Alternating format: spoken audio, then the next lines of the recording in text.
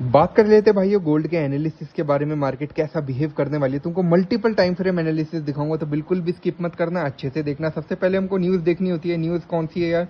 तुम देखोगे मंडे को कोई भी न्यूज़ नहीं है यूएसडी की, ट्यूसडे को भी नहीं है यूएसडी की न्यूज़, वेडनेसडे को भी नहीं है, थर्सडे को देखते हैं, थर्सडे को है अनएम्प्लॉयमेंट क्लेम और पीएमआई, फ्राइडे को भी कुछ न्यूज़ नहीं है। तो यानी most of the time market sideways रहेगी, फिर ट्रेंड फॉलो करेगी। थर्सडे के टाइम में थोड़ा मैनिपुलेशन देख सकते हैं, देन फ्राइडे को भी मार्केट अपना ट्रेंड फॉलो या साइडवेज रहेगी।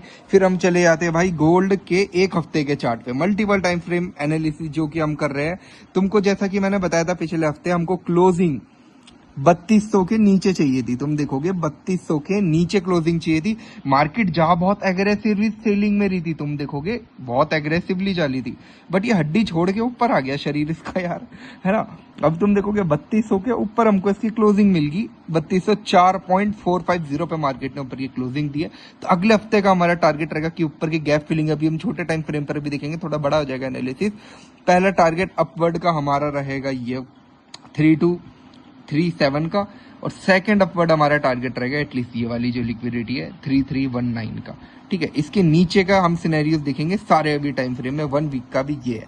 अब अगर तुम देखोगे 1 डे के टाइम फ्रेम पर, अगर मैं फिब लगाऊं, ये देखो यहां से लेके और यहां तक की मैंने ये फिब लगाई है ना, तुम यहां देखोगे ये बहुत इंपॉर्टेंट जोन है 0.79 के लेवल पर। अगर देखोगे यहाँ हमको एक एफवीजी भी मिल रहा है, जिन जिनको दिख रहा है ये दिख रहा है। एक तो एफवीजी की कॉन्फ्लुएंसीज होगी, एक ऑर्डर ब्लॉक की कॉन्फ्लुएंसीज होगी। ठीक है, तो नीचे का एक ये बहुत इंपॉर्टेंट जोन है।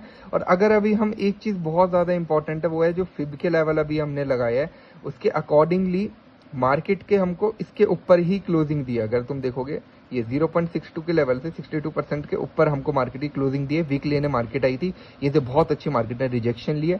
फिर जो ये एक फिब का भी हमारा बहुत इंपॉर्टेंट लेवल है, और ये एक इंडिसीजन कैंडल है बीच में, देख रहे हो ये ऑपरेटर का ऑर्डर लगा था 1 डे के टाइम फ्रेम पे बता रहा हूँ। तो ये भी एक रेजिस्टेंस की तरह काम करेगी, जिसकी वैल्यू आप ये देख सकते हो यहाँ पर। ठीक है, ये भी वैल्यू अपने चार्ट्स पे तुम जरूर ये मार्क कर लेना, ये हटा देता हूँ। ठीक है, एक तो ये एफवीजी हो गया नीचे, और एक ये रेजिस्टेंस की वैल्यू। और अभी तुम अगर डॉलर को भी देखोगे 4 घंटे के टाइम फ्रेम पे, डॉलर को देखो, डॉलर एक फॉलिंग पैटर्न पे चल रहा है 4 घंटे के टाइम फ्रेम पे। ठीक है, तो अभी मार्केट ये देखो एक पैरेलल चैनल चल रही है ना, और ये जो ऑर्डर ब्लॉक है ऊपर से लिक्विडिटी सीप करके भी इसी के नीचे।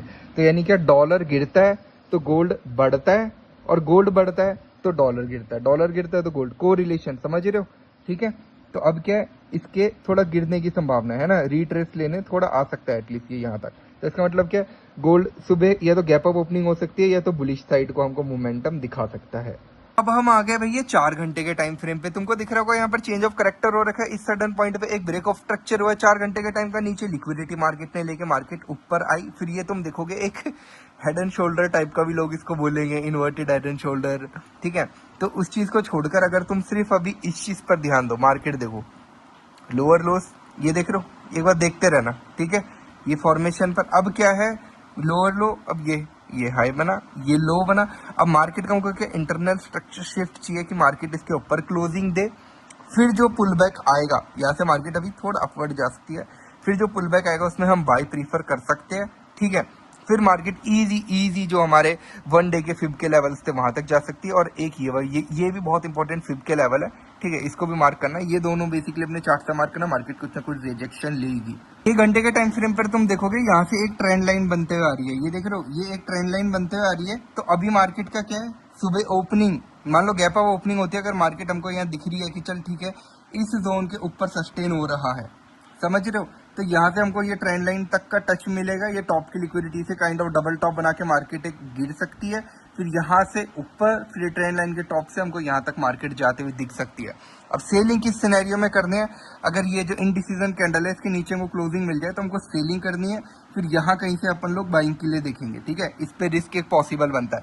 अगर इस वाले जोन का ब्रेकडाउन हो जाता है तो सीधा सेलिंग करनी है, फिर यहाँ पर जाना है। बट ज्यादा चांसेस जो मुझे लग रहा है वो मार्केट का ये कि यार थोड़ा टॉप की लिक्विडिटी मार्केट लेने जा सकती है।